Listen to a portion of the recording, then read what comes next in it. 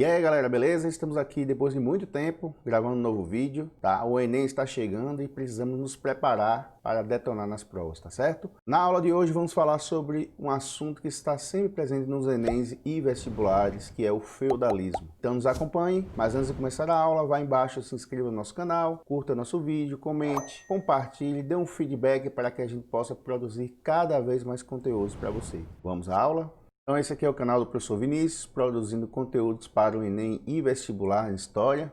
Como eu havia dito, nós vamos falar agora sobre a Idade Média, mais especificamente a Alta Idade Média e também o feudalismo, essa forma de organização que existiu durante a Idade Média. A Idade Média, vamos falar especificamente dela agora, foi um período de 1000 anos, começa a partir da queda do Império Romano em 476, como vocês estão vendo aqui, e vai até 1453, quando ocorre também a queda de Constantinopla, tomada pelos otomanos. Então esse período de 1000 anos ficou conhecido como Idade Média. É óbvio que na época eles não se denominavam assim. O nome Idade Média, a expressão Idade Média foi criada posteriormente pelos historiadores na Idade Moderna, que precisavam se referir a esse período e, segundo eles, não era como a Idade Antiga, mas também não era como eles modernos. Então era um meio termo, uma média entre os dois períodos. Então assim ficou conhecida a Idade Média. Lembrando que, como eu disse há pouco, essa denominação foi criada posteriormente e ninguém dormiu na Idade Antiga e acordou na Idade Média. Isso é uma convenção, uma divisão feita para organizar melhor o entendimento sobre cada época da história, tá bom? Agora vamos olhar mais um pouquinho para a Idade Média e vamos falar da divisão da Idade Média. A Idade Média é dividida em duas partes, como vocês podem ver aqui. A Alta Idade Média, que vai dos séculos 5 ao 10, é o período em que surge o feudalismo e ele se consolida como uma nova organização. E temos a Baixa Idade Média, que vai dos séculos 10 ao século 15. Como eu disse a vocês, quando ocorre a queda de Constantinopla em 1453. Então é um período de 10 séculos ou quase 1000 anos. Na Alta Idade Média, além do feudalismo, compreende também a consolidação do Império Bizantino, a expansão islâmica, o Império Carolíngio e o próprio feudalismo, como falei, com suas organizações, a servidão, a sucessão e vassalagem, suas relações sociais. Na Baixa Idade Média temos as cruzadas, a Baixa Idade Média já é o período da decadência do feudalismo, como vocês estão vendo aqui. Ocorrem as cruzadas, ocorre o renascimento do comércio e das cidades, começa a se formar governos centralizados ou monarquias nacionais, isso veremos em uma outra aula. Então, tudo isso decorrente da crise do feudalismo, onde ocorre a peste, a chamada peste negra ou peste bubônica, a fome e as guerras. Mas isso veremos numa próxima aula. Bom, vamos falar especificamente do feudalismo, que, como vocês viram, a Alta Idade Média é o surgimento e a consolidação do feudalismo, a Baixa Idade Média é a decadência do feudalismo, mas temos que estudar exatamente o que foi isso aí. Então o feudalismo, nome dado à forma como se organizava a economia, a sociedade, a política e a religião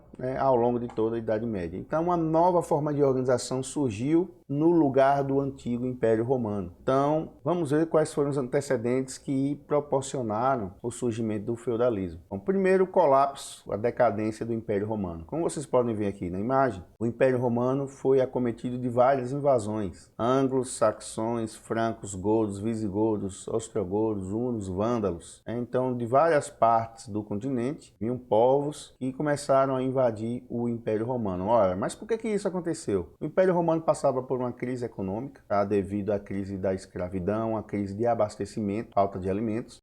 O Império sofria com diversos golpes proporcionados por seus generais. Então muitos imperadores eram derrubados e generais assumiam o trono. Houve um descrédito do poder central no Império Romano. A crise também foi provocada pela ascensão do cristianismo, que pregava a desobediência civil ao Império. E esses golpes constantes também proporcionavam o enfraquecimento do exército. E aproveitando-se desse enfraquecimento, dessa desorganização do Império Romano, é que esses povos que viviam vizinhos ao Império aproveitaram para invadi-lo. Lembrando que os romanos chamavam de bárbaros qualquer povo que vivia fora dos limites do Império e falavam línguas diferentes do latim, que era a língua oficial do Império Romano.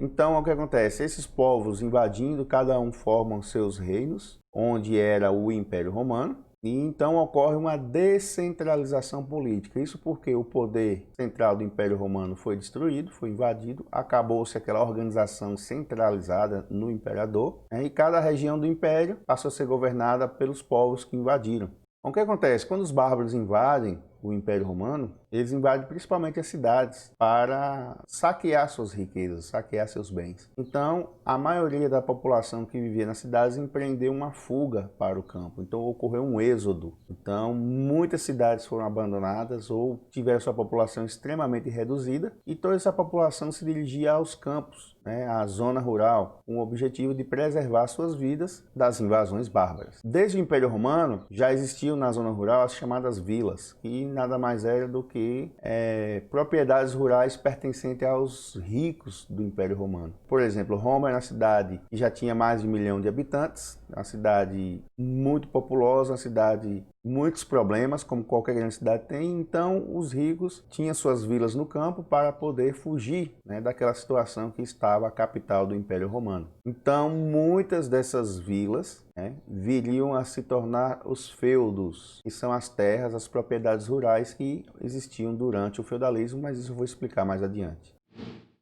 Bom, então, como eu disse há pouco a vocês, o feudalismo era uma nova forma de organização que surgiu após a decadência e a destruição do Império Romano. Então vamos ver como era essa organização. Por exemplo, a organização econômica. Como funcionava a economia do feudalismo? Bom, as características básicas são o seguinte: como a população fugiu das cidades e foram morar na zona rural, obviamente a produção era rural, a produção se dava no campo, tá? Então as pessoas viviam basicamente no campo, as cidades foram abandonadas, muitas deixaram de existir, como eu já havia dito. Então a produção era rural porque tudo que se produzia naquela época, basicamente tudo era no campo. Então como as pessoas fugiram para o campo, para a zona rural, para as vilas, e também depois foram chamadas de feudos, elas não estavam preocupadas em produzir em excesso para a venda, né? A intenção era produzir para sobreviver, para se sustentar, para o próprio consumo. Então, no feudalismo, as pessoas produziam apenas para a sua subsistência. Então, não era uma economia, não era uma produção voltada para o comércio, não era uma produção voltada para vender, era uma produção voltada para consumir, então para o próprio consumo. Então era uma economia rural e era uma economia não comercial, porque não havia intenção de vender. Por isso, você pode perguntar, mas vem cá, e se eu precisasse de algum produto que não tinha na minha terra? Geralmente se empreendia a troca de produtos, a troca de mercadorias, que aconteciam nas feiras. As feiras eram lugares temporários, né, onde as pessoas dos feudos se dirigiam levar seus produtos para trocar pelos produtos de outros feudos, de outras terras. Então, essa troca, esse escambo, como é chamado, a troca, se chamava a economia natural, baseada na troca. E era uma economia amonetária. A monetária significa sem dinheiro. Bom, não quer dizer que o dinheiro parou de circular. Existia sim dinheiro, mas era algo secundário, tá? A maioria esmagadora das relações,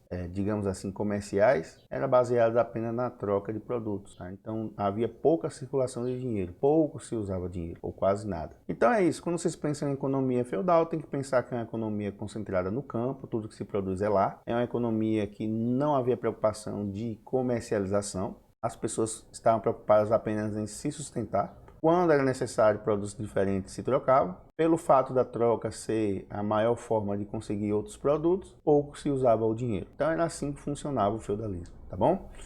Bom, como era a sociedade do feudalismo? Como eu havia dito há pouco, toda aquela região antes era ocupada, né, pelo Império Romano. Porém, a região foi invadida pelos bárbaros, que formaram reinos que aos poucos também foram se desintegrando. Então havia uma mistura e também uma nova forma de organização social. A sociedade feudal ela era dividida em classes. Era uma sociedade estamental, ou seja, não havia mobilidade entre as classes. Quem nascia servo morria servo, quem nascia nobre morria nobre. Mas essa divisão de classes era baseada na posse da terra. Então vamos ver como é que funcionava isso. A sociedade feudal ela era dividida em 3 grupos. O clero, como vocês podem ver aí, formado pelos religiosos que controlavam a Igreja Católica. Era o grupo mais poderoso, por quê? Porque eu acabei de dizer que A organização social era baseada na posse da terra. Lembrem vocês que no feudalismo não havia muita circulação de dinheiro, então a definição de poder não era baseada em ter dinheiro. A definição de poder era baseada na posse da terra. Como a Igreja Católica era dona da maior parte das terras que existiam na Europa, ela era a instituição mais poderosa que existia. E quem controlava a igreja era o clero. Por isso o clero era o grupo social mais poderoso da época. Depois do clero vinha a nobreza. A nobreza, os nobres, eram chamados também de senhores feudais. Eles eram nobres porque herdaram títulos de nobreza dos seus antepassados. Então, alguns senhores feudais, alguns senhores do feudo, alguns senhores das terras. Que terras são essas, gente? As terras que não eram da Igreja Católica eram dos senhores feudais. Então, como eu havia dito, eles eram nobres porque herdavam título de nobreza dos seus antepassados. Então, alguns senhores feudais eram condes, outros eram duques, outros eram barões, e havia até aqueles senhores feudais que eram reis, tá? Mas cada um mandava apenas em sua própria terra. Então o rei, quando a gente fala no feudalismo, é mais uma figura, não vou dizer decorativa, ele não mandava em muita gente, ele não mandava em muitas terras, ele mandava apenas em um determinado grupo, que vocês vão ver adiante. Então não dava para dizer que o poder no feudalismo era centralizado. Por quê? Porque existiam vários senhores feudais que eram reis, e cada um mandava em sua propriedade, tá? Então não havia alguém, um só, que mandava em todos. Só lembrando a vocês que os senhores feudais, eles eram guerreiros. Desde criança eram treinados para a guerra. Bom, por que guerra? Primeiro, para defender a sua terra, o seu feudo, e segundo, para conquistar outras terras e outros feudos. Por que isso? Porque quanto mais terra, mais poder se tinha. Tá? Então as guerras entre os senhores feudais eram constantes devido à questão da posse da terra. E no último grupo tínhamos os camponeses, ou servos, como eram chamados. Quem eram os servos? Os servos foram aquelas pessoas que eu falei há pouco, que abandonaram as cidades fugindo dos bárbaros para não morrer. Essas pessoas se dirigiam às vilas, propriedades rurais, e procuravam o dono dessas terras para poder morar nelas. Afinal, todas as terras tinham dono. Então essas pessoas, elas passavam a servir o dono dessa terra para poder morar nela. Os servos serviam aos senhores feudais ou serviam à Igreja Católica, que também tinha suas terras. Então eles não tinham terra. Tá? Se não tinham terra, era o grupo mais inferior da sociedade, porque o poder era baseado na posse da terra. Então eles eram vinculados ao feudo, faziam um acordo com o senhor feudal, um acordo que era vitalício, tá? Para a vida inteira. Eu vou citar aqui mais um grupo chamado vilões. Esse grupo é pouco falado, pouco citado nos Enems vestibulares, mas sempre cai uma vez ou outra, então é bom mencionar. Os vilões eram camponeses também, só que eles não ficavam no feudo, eles não eram vinculados ao feudo, eles não eram obrigados a servir aquele senhor feudal. Mas, em determinadas épocas do ano, eles saíam dos seus lugares e iam para o feudo, trabalhar para o senhor feudal. Como, por exemplo, na época da grande colheita, que os servos do feudo não davam conta de tudo. Então, os vilões iam lá atuar ao lado dos camponeses na colheita.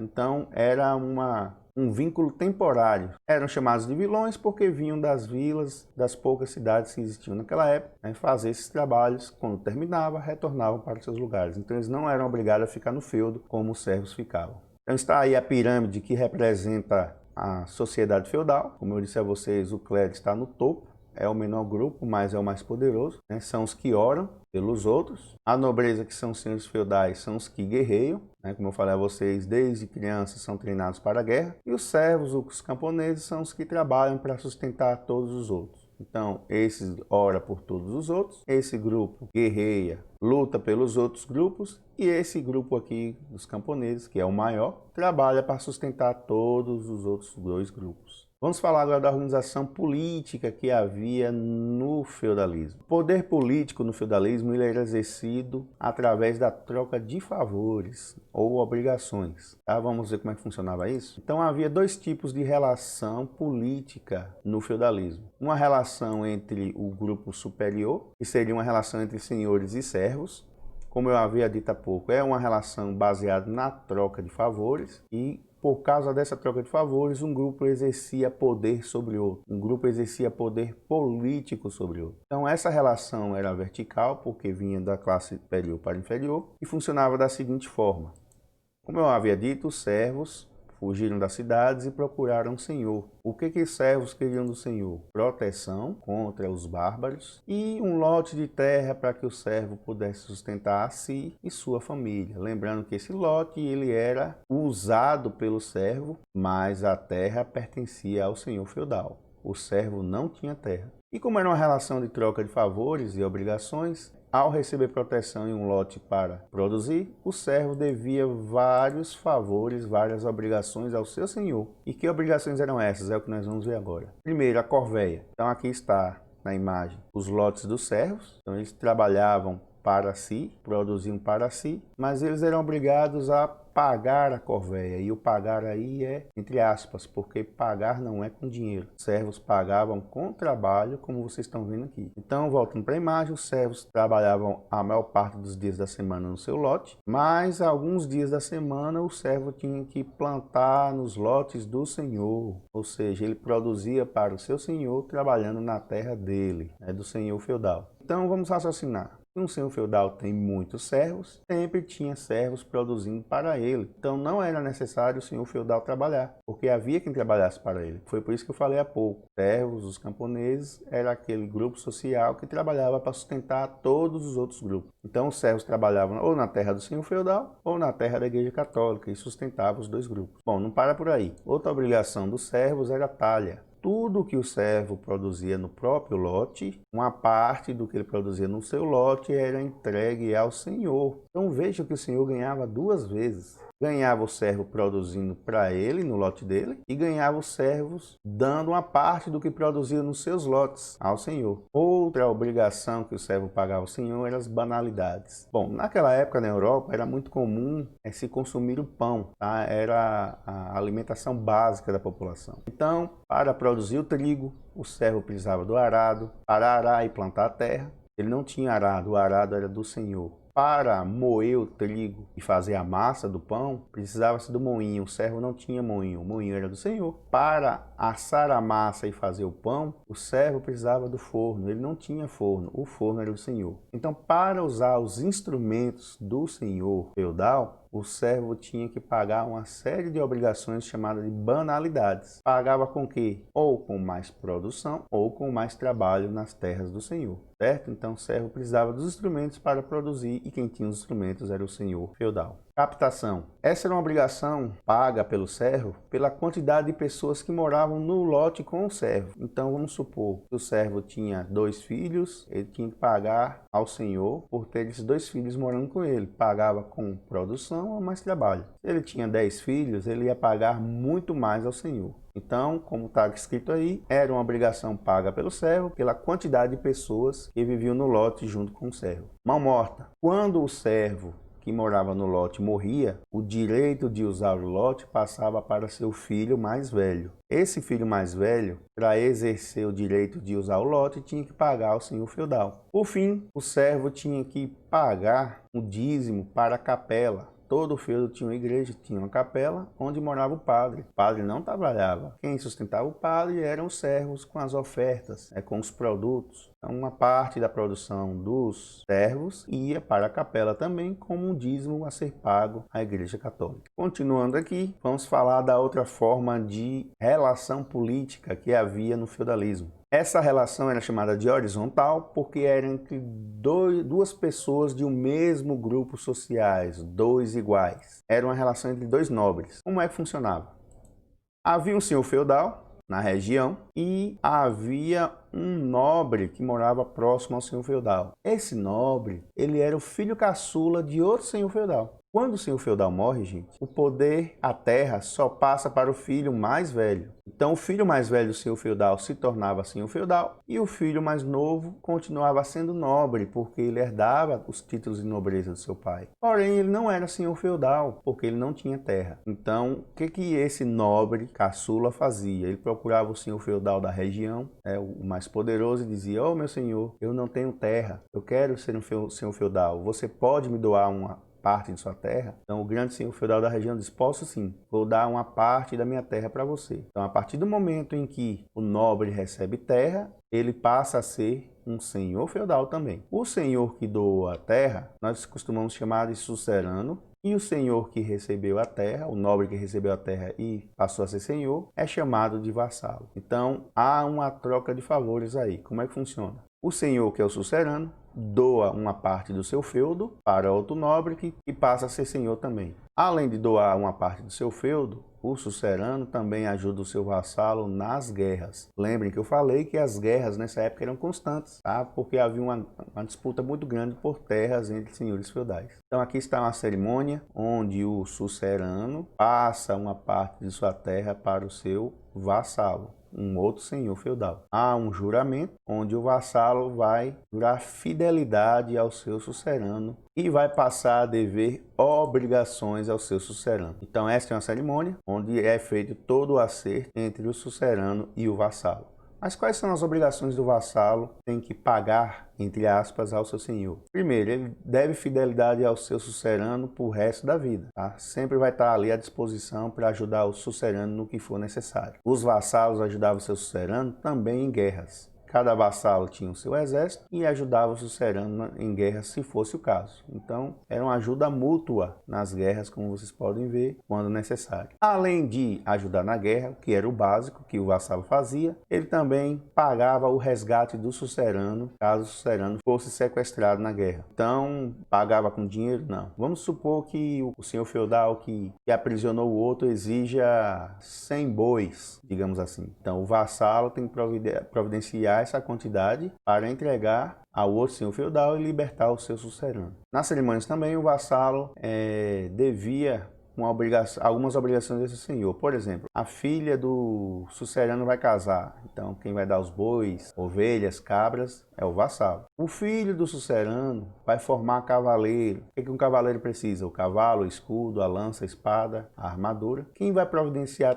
tudo isso ao filho do sucerano é o vassalo. Só lembrando uma coisa, gente, isso cai muito no vestibular e muita gente se engana. Vassalo e servo são coisas totalmente diferentes. Servo é o camponês que serve a um senhor feudal. Ele não tem terra. Vassalo é um senhor feudal que recebeu a terra de outro senhor feudal. Ele é um nobre de nascimento. E ele, o vassalo, que é um senhor feudal, também vai ter os seus próprios servos. Então não confunda as duas coisas. Apesar de deverem obrigações, são situações extremamente diferentes. Bom, vou chamar a atenção para isso aqui porque cai muito nos vestibulares. Presta atenção, gente. Como eu havia dito, sucerano é o senhor feudal que doa a terra. Vassalos são os nobres que receberam as terras do sucerano e se tornaram senhores feudais. Então aqui vocês veem que esse sucerano A tem 1, 2, 3, 4, 5 vassalos. Todos eles, suceranos e vassalos, eram nobres. Os suceranos concediam terra, os vassalos recebiam a terra. Quanto mais você doava feudos, mais vassalos você tinha. Então esse sucerano tem 5 vassalos. Vamos supor que esse vassalo 2, ele não quer ficar apenas obedecendo ao seu sucerano.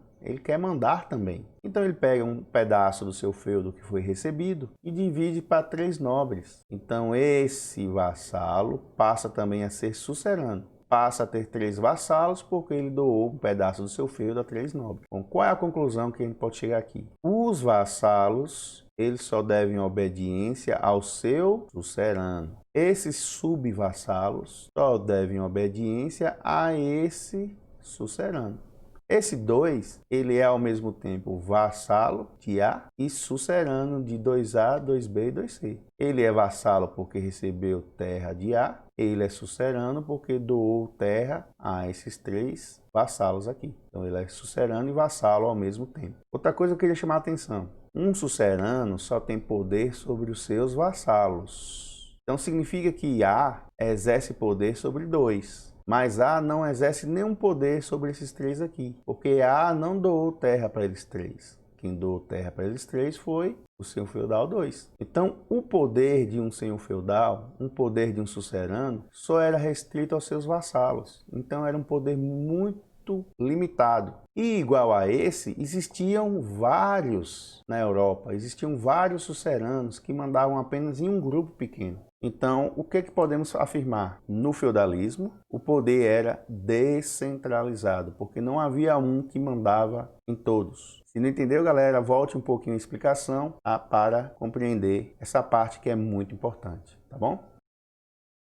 Vamos falar do feudo especificamente. O feudo, que é a grande estrela do feudalismo, é onde tudo isso acontece. É a grande propriedade de terra. A gente não pense que o feudo era uma fazenda, era terra a perder de vista. Tá? Por isso todas as terras tinham um dono, ou era da igreja ou era dos senhores feudais. E geralmente o feudo se dividia em três partes, como vocês estão vendo aqui. Tínhamos o manso senhorial, que era a parte exclusiva do senhor feudal. Então havia seu castelo, o moinho, seus materiais, suas terras, seus lotes. Tinha o manso servil, que era a parte, os lotes dos servos. Então aqui temos vários lotes. E havia a terceira parte do feudo, que era o manso comunal. Geralmente eram pastos, bosques, terras onde não se plantava. Era terra de uso comum. Podia ser usado tanto pelo senhor feudal quanto pelos servos. Vamos falar agora da organização religiosa do feudalismo. Como vocês viram no início do assunto, os bárbaros invadiram o Império Romano. Toda a forma de organização política e administrativa do Império Romano foi destruído, deixou de existir, o poder se tornou descentralizado, cada senhor feudal mandando seu feudo, mas teve uma instituição que sobreviveu à destruição do Império Romano, que foi a Igreja Católica. Apesar de não ser um poder governamental, a Igreja Católica exercia grande influência sobre a sociedade feudal. Por que a Igreja Católica era tão influente? Bom, eu já falei a vocês que a Igreja ou o clero tinha um lugar privilegiado na sociedade, porque a Igreja Católica era dona da maior parte das terras no feudalismo, e terra era sinônimo de poder. Mas não era só por isso que a posição do clero e da igreja era privilegiada na sociedade. Naquele tempo, a sociedade feudal era muito religiosa. As pessoas temiam demais ir para o inferno. Então, o desejo de todo e qualquer pessoa naquela época era ir para o céu. E ir para o céu e encontrar Deus, havia um intermediário. Quem era? A igreja. Então, a igreja representava Deus na terra. Então, tanto nobres quanto servos devia seguir as regras da igreja para alcançar Deus, alcançar os céus, alcançar a salvação. O poder da igreja era enorme sobre a sociedade. A igreja, por exemplo, determinava os dias que não podia haver guerra, os dias santos. Então, os senhores feudais eram obrigados a parar de guerrear naquele dia. A igreja exercia influência sobre os costumes da população, que podia e não podia ser feito, até o que poderia ou não se comer. E a igreja católica ela teve um lado muito positivo no feudalismo, que foi o seguinte: como vocês perceberam, quase tudo que o servo produzia ia para as mãos do senhor feudal. Eram muitas obrigações que ele devia pagar ao senhor feudal e basicamente ele só tinha o que comer. Só que em algumas épocas ocorriam desastres naturais, por exemplo, chuva em excesso, inverno muito rigoroso, verão muito intenso. E tudo isso afetava as colheitas. Como os senhores feudais recebiam muitos produtos, eles armazenavam a comida, sobretudo os grãos. Então, nessas épocas difíceis, os senhores feudais se mantinham, mas os servos não tinham o que fazer. Então, a fome era algo presente e constante durante a Idade Média. E nesse período de crise, em que não havia comida para todos, quem sustentava uma boa parte da população era a igreja. Os mosteiros, que eram os locais onde viviam os monges, onde os monges tinham as terras que eram da igreja, os monges também armazenavam comida que recebia dos servos que viviam nos seus feudos, e ao contrário dos senhores feudais que guardavam esse alimento apenas para si, a igreja fazia sopões, exercia caridade para livrar muitos da fome. Então, na Idade Média, muita gente morreu, mas muita gente também sobreviveu graças à caridade prestada pela Igreja Católica.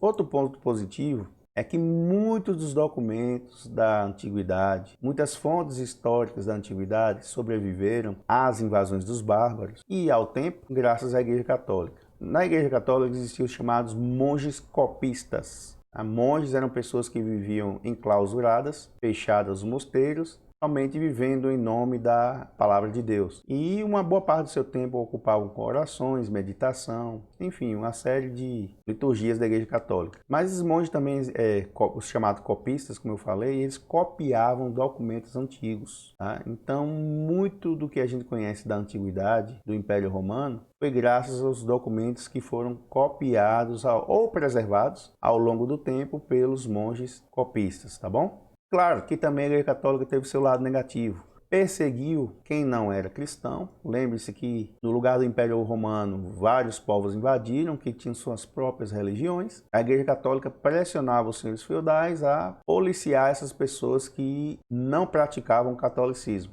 perseguição era grande, a Igreja Católica criou a Inquisição para julgar e condenar os pecadores. Então muita gente morreu perseguida pela Igreja Católica, ou seja, não havia liberdade religiosa nesse tempo. E outro grande problema da Igreja Católica é que praticamente a população inteira era analfabeta, inclusive os nobres. Tá? Então só quem tinha o domínio do conhecimento da leitura, da escrita, era a Igreja Católica e seu clero, padres, monges, bispos, arcebispos. Toda essa galera sabia ler e escrever, mas a população não. Então essa, inclusive, era uma forma de a Igreja Católica exercer controle sobre a população, porque todo mundo queria ir para o céu, mas dependia das pregações da Igreja Católica, porque só quem sabia ler e interpretar a Bíblia era o clero. Criou-se uma relação de dependência do povo para com a Igreja para poder alcançar a salvação eterna. E aí galera, espero que tenham gostado do vídeo. Vocês viram que aqui tem um pouquinho de sol, mas ou era assim ou o vídeo não saía. Espero que tenham gostado do conteúdo e continue acompanhando nosso canal. Vai embaixo, se inscreva, curta, compartilhe, comente nossos vídeos. Nos dê um feedback para que a gente possa valorizar o canal e produzir cada vez mais conteúdos para você. Valeu, até a próxima!